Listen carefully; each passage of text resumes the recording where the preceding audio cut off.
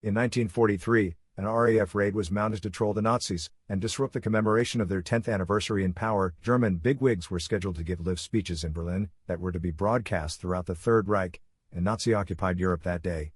So attacks were timed to force the speakers to orate live on radio, with the din of combat in the background. Following are 20 things about that and other fascinating aerial missions from history. The grim 10th anniversary of Hitler's rise to power.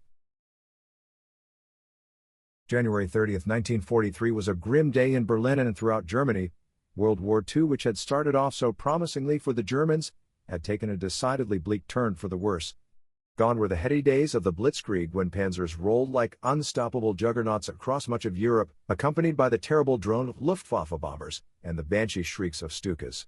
Victory parades through conquered enemy capitals, like the march past the Arc de Triomphe in Paris, had already begun to fade into distant memories. Now on a date that marked the 10th anniversary of the Nazis' rise to power, bleak news crowded in from all directions. In North Africa, Erwin Rommel's vaunted Afrika Korps and its Italian allies were in headlong retreat after defeat at El Alamein. Now the hunt was on with the British on the chase, and the Desert Fox was about to go to ground in Tunisia.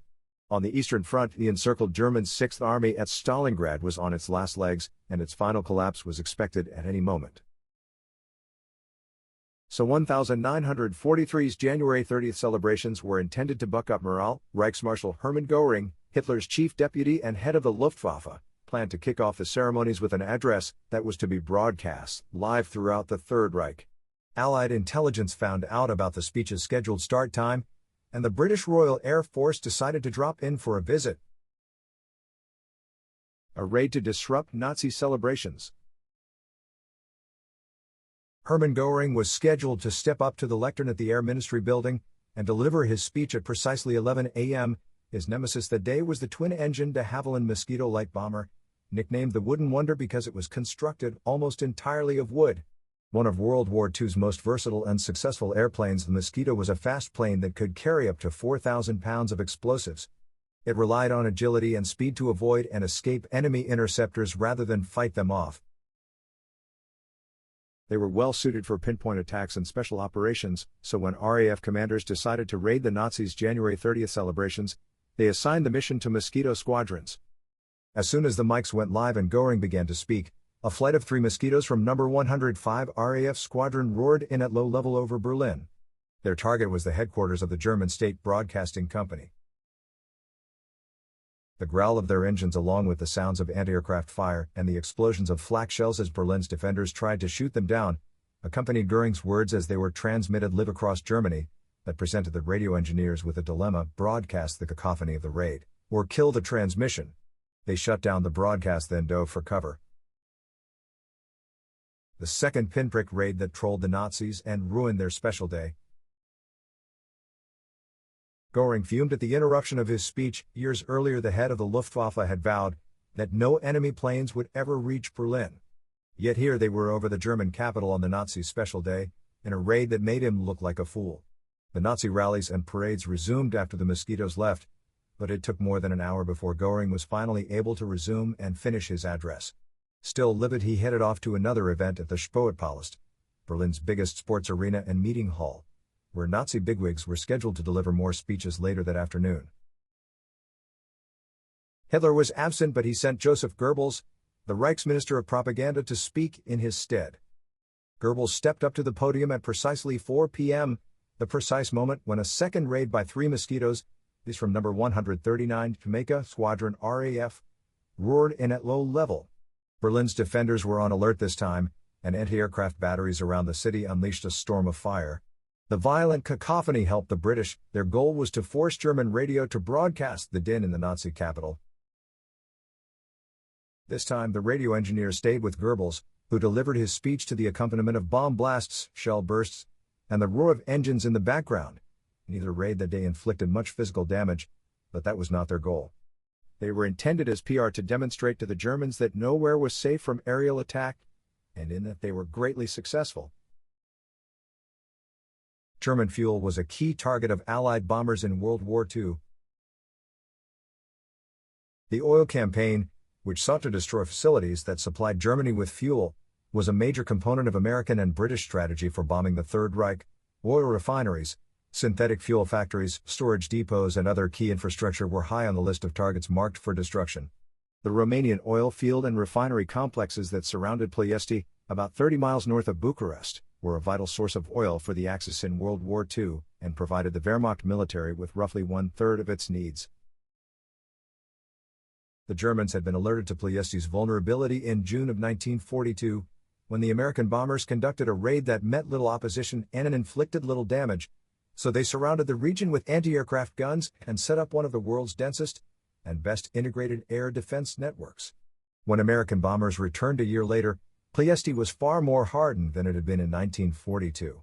It was now protected by hundreds of 88mm flak guns and thousands of smaller ones, plus squadrons of Messerschmitt Bf-109 and Bf-110 fighter planes. A cascade of mishaps that doomed an ambitious raid. U.S. Army Air Forces commanders drew plans in 1943 for Operation Tidal Wave, a more ambitious raid against Ploiești than the paltry affair of 1942. Consolidated B-24 Liberator heavy bombers of the 9th Air Force were to be reinforced by bomber groups that were loaned to them by the 8th Force in Britain. They would head north from Libya across the Mediterranean, then turn northeast towards Ploiești when they reached the Greek coast. It would be a 2,000-mile round trip, flown without the protection of fighter escorts. 177 B-24 Liberators took off from Libyan airfields on August 1, 1943, a date that came to be known as Black Sunday. They maintained radio silence and skimmed over the Mediterranean Sea at heights of 50 feet, or less to avoid German radar, then flew at treetop level when they reached land.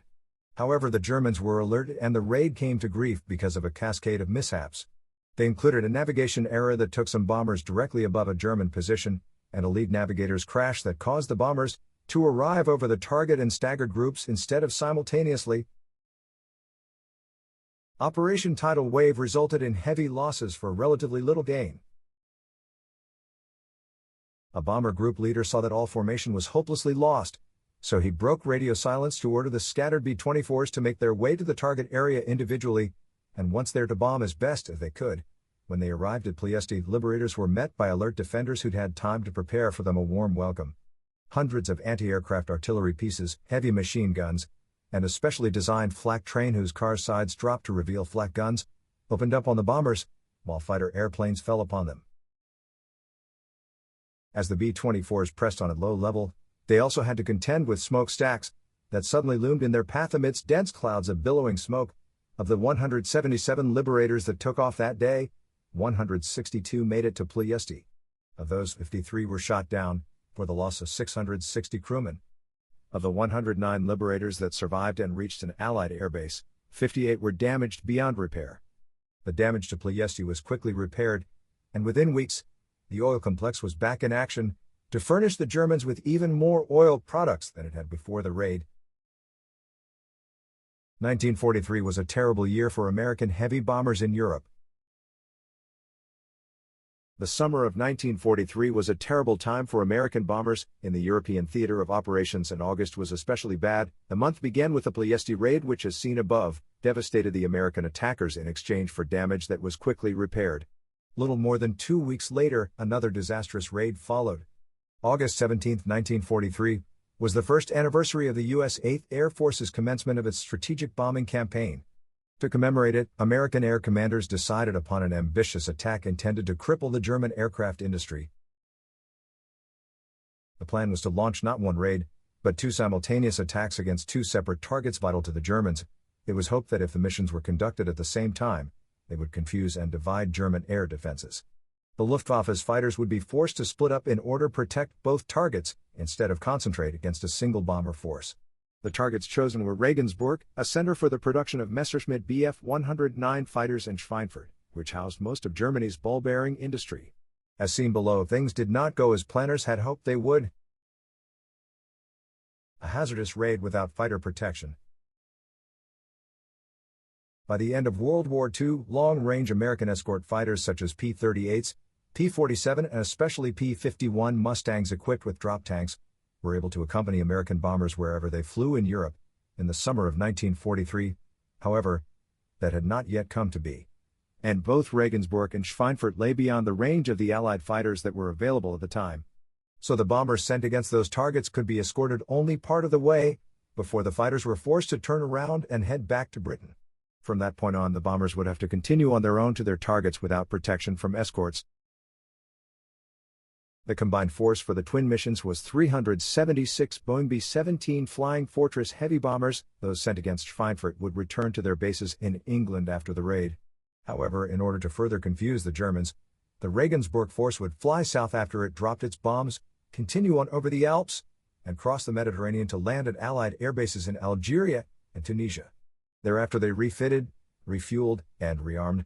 The B-17 would return to England a few days later, and bomb targets in Nazi-occupied France on their way back. The tardiness of protective fighters cost American bombers dearly.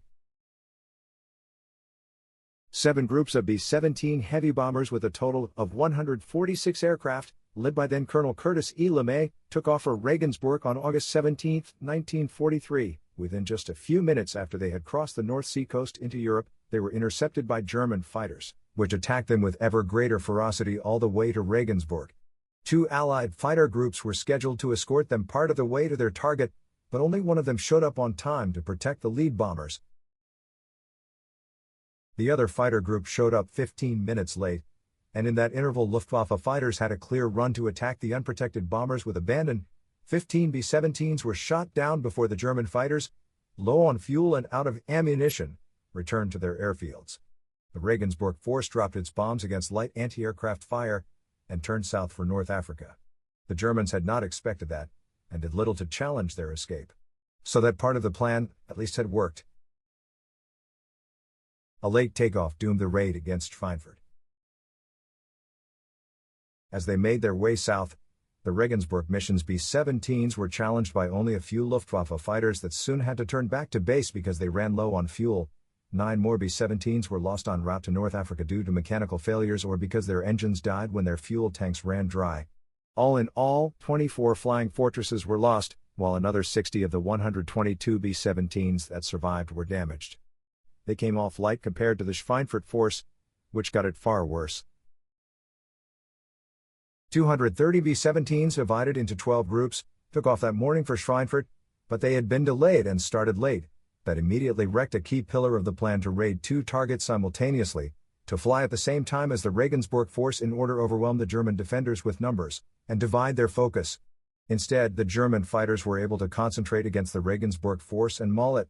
They then had time to return to their airfields to refuel and rearm, and take to the air again in time to challenge the Schweinfurt force.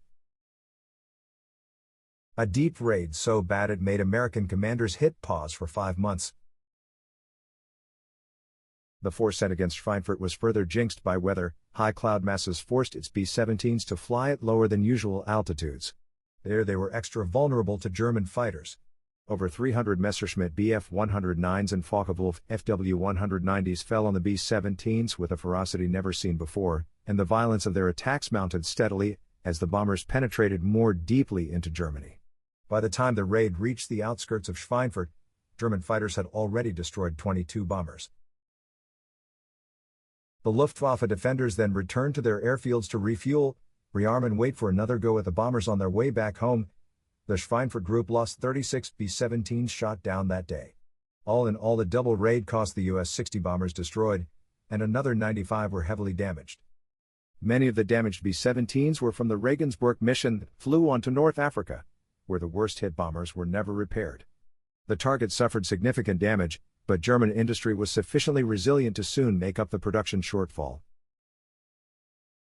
Ultimately, what the double raid demonstrated, particularly the Schweinfurt portion, was that daylight bomb raids deep inside Germany without fighter escorts were too hazardous and led to unsustainable losses. U.S. 8th Air Force commanders did not fully grasp that, however, until another raid against Schweinfurt 2 months later resulted in even more catastrophic losses. 60 out of 291 B-17 were destroyed.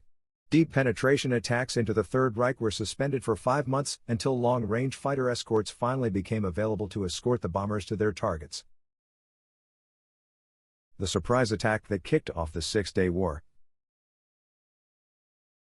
A jet fighter or bomber is among the deadliest weapons ever invented. On the ground, however, it is utterly useless and defenseless. That was the logic of MIF's mocked or Operation Focus, the preemptive airstrikes launched by Israel to destroy the Egyptian, Syrian and Jordanian air forces on the ground, and disable their air bases at the start of the Six-Day War, on June 5, 1967. Israel's quick victory in that conflict largely stemmed from the success of that raid, an all-out attack by nearly all of Israel's 196 warplanes. In total radio silence, the Israelis headed westward over the Mediterranean, and flew low beneath enemy radar, and turned south towards Egypt. The Egyptian Air Force was surprised by the sudden and simultaneous appearance of Israeli combat aircraft over 11 of its airfields at 7:45 a.m. that day. That time was chosen because the Egyptians habitually went on high alert at dawn to guard against surprise attack, but by 7:45 a.m. the alert was usually over, the airplanes returned to their airfields and the pilots disembarked to eat breakfast. In addition to surprise, success was due to the first wave of attackers' deployment of a new prototype of penetration bombs on the Egyptian runways. They used accelerator rockets to drive overheads through the pavement before they detonated, and the result was a crater atop a sinkhole. One of history's most successful preemptive strikes. When normal bombs strike runways, they create craters that could easily get filled in and paved over. The prototype penetrator bombs used by the Israelis against the Egyptian airfields at the start of the Six-Day War created sinkholes beneath the craters. Repair required the complete removal of the damaged pavement segment in order to get at and fill in the sinkhole, a laborious process that took significant time. With the runways destroyed, the airplanes on the ground were stranded, sitting ducks for subsequent airstrikes. 197 Egyptian airplanes were destroyed in that first wave, and only 8 planes managed to take to the air after the raid devastated 11 airbases. The Israeli planes returned home, refueled and rearmed in under 8 minutes, then headed back to strike 14 more Egyptian airbases. They flew back home to once again speedily refuel and rearm, then took off in a third wave, divided between attacks against what was left of the Egyptian Air Force and strikes at the smaller Syrian and Jordanian air forces. By noon on June 5, 1967, the Egyptian, Syrian and Jordanian air forces were largely destroyed. They had lost about 450 airplanes, while 20 Egyptian airbases and airfields were seriously damaged. The damaged airbases crippled what was left of the Egyptian Air Force and prevented it from any serious intervention in the rest of the conflict. Operation Focus was thus one of the most successful preemptive strikes in history, and left the Israelis in complete control of the skies for the remainder of the war. World War II's most dramatic air raid. At the height of World War II on March 21, 1943, a special Royal Air Force unit No. 617 Squadron was formed. The outfit, which in addition to British personnel also included air crews from the Canadian, Australian, and New Zealand Royal Air Forces, was tasked with the destruction of dams in the Ruhr Valley. Led by Wing Commander Guy Gibson, Avro Lancaster heavy bombers were to fly at night along a dangerous route that left them exposed to deadly anti-aircraft fire in order to come within viable attack positions.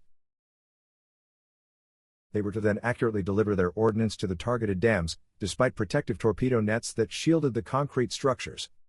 The mission Operation Chastise was a dramatic raid against the Hit Sorpe and Mohne Dams conducted on the night of May 16-17, 1943.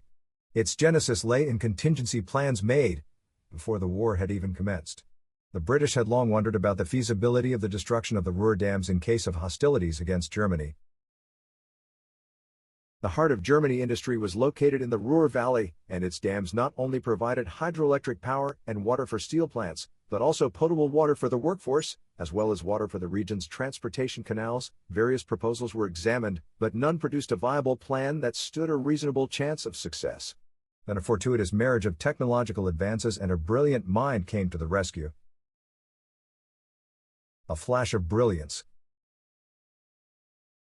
For years, British planners who sought the destruction of the Ruhr dams were faced with a seemingly insoluble problem: accuracy. In theory, a big enough bomb such as the 10-ton British earthquake bomb that burrowed deep underground before it exploded might do the job. It could destroy a dam by seismic waves, a miniature localized earthquake, if it was dropped from 40,000 feet. However, no bomber existed that could carry such a heavy bomb to the required height, then drop it close enough to the targeted dam. A smaller bomb, if it went off against a dam wall at a sufficient depth, could do the job. However, the Germans were not fools, and their dams were protected by underwater torpedo nets to prevent that. Then British scientist Barnes Wallis finally figured out a solution. Bombers could be sent on a low-level raid to bounce bombs over the water's surface and over the torpedo nets like a skipping stones until they struck the dam's wall. When they hit the wall, the bombs would sink down along its surface, and once they reached an optimal preset depth, they would explode. The water would concentrate the blast against the dam and result in a breach. A plan to skip bombs like stones over the water. The next problem for British planners to solve was just how to get a bomb to skip on the water's surface, then sink along the dam's inner wall after it hit it, instead of simply bounce back. Barnes Wallis' solution was a spinning drum filled with explosives. A bomber would fly at a low level as it approached a targeted dam above its reservoir. Once it was at the proper height and distance from the target, it would release the explosive drum, which a motor had set to spin counterclockwise. The bomber's speed would propel the drum and cause it to skip over the water's surface and bounce over the protective underwater torpedo nets.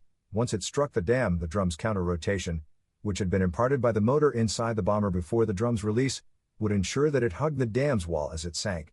At the proper depth, hydraulic pistols would set it off, and basic physics would take care of the rest. Barnes Wallis' science was good and his theory was sound.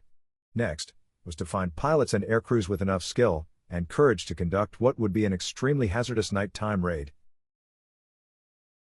A special squadron for a special air raid. Arthur Harris, head of the Royal Air Force's Bomber Command, personally selected 24-year-old Guy Gibson to lead the raid against the Ruhr dams. Gibson, a capable and courageous wing commander who showed great promise, was ordered to form and lead a special squadron for that and similar missions. The unit number 617 Squadron was to essentially act as an outfit of specially trained elite aerial commandos, and they were to carry out some of the RAF's most difficult tasks. Gibson had his aircrews train in modified Lancaster heavy bombers, fitted with a motor in the bomb bay to spin Barnes Wallis' explosive drum. In order to properly skip atop the water's surface, the drum had to be released at a height of precisely 60 feet. In order to determine the correct height, an ingeniously simple technique was adopted. 2 spotlights were placed on the bomber's front and rear, and they were angled so that their lights would meet at the water's surface when the bomber was at a height of exactly 60 feet. The start of a daring raid. To figure out the correct distance from which to release Barnes Wallis drums to skip there to the dam walls, another ingenious solution was adopted. Each of the target dams had 2 towers, one on each side. So 2 stick marks could be placed on a bomber's windshield. As the bomber flew in, the sticks would visually beat the outside of the dam towers and sandwich them. As the bomber drew nearer, the angle between bomber and towers would grow wider. As seen from the windshield, the towers would move closer to the sticks until, at the correct distance, the sticks and towers lined up. When they did, the explosive drum could be released. Finally, on the night of May 16, 1943, the raid was ordered to proceed, and 19 Avro Lancaster heavy bombers of No. 617 Squadron, divided into 3 formations with separate assignments, took off. They flew along carefully chosen routes in order to avoid known flak concentrations, but as seen below, losses began to mount soon as the bombers reached the European coast. The breach of the Mohne Dam. To avoid detection by German radar, Guy Gibson's Lancasters flew low, at a height of around 100 feet. One of the bombers had to abort the mission and turn back after it flew too low, struck water and lost the explosive drum held beneath its belly. Soon thereafter, the radio on another Lancaster was damaged by anti-aircraft fire, and it lost contact with its comrades and turned back. Then a 3rd bomber was shot down. Not long afterwards, a 4th went down after it struck electric pylons, and a 5th crashed when it flew into power lines. The rest pushed on to carry out the raid. At the Mohne Dam, Guy Gibson made his attack run, then flew his bomber across the dam to draw anti-aircraft fire while other Lancasters made their approaches. The next bomber was struck by anti-aircraft fire, then suffered more damage from the blast of its own bomb, and crashed after its wing fell off. The 3rd bomber was damaged by German fire, but managed to complete its attack run. Finally, after the 5th Lancaster made its run, the dam was breached. The hard-to-hit Sorpe Dam. Once the Mohne Dam was breached, Guy Gibson continued the raid with the Lancasters that still had bombs, which he led to the Ettersea Dam. It was undefended, but the angle of approach necessary to carry out an attack was difficult, and was made even more hazardous by heavy fog that night. After numerous aborted runs, it was finally breached. the Sorpe Dam was the hardest to breach. Unlike the Mohne and Edersee dams, which were made of concrete, the Sorpe was a huge earthen dam that absorbed the blast more easily.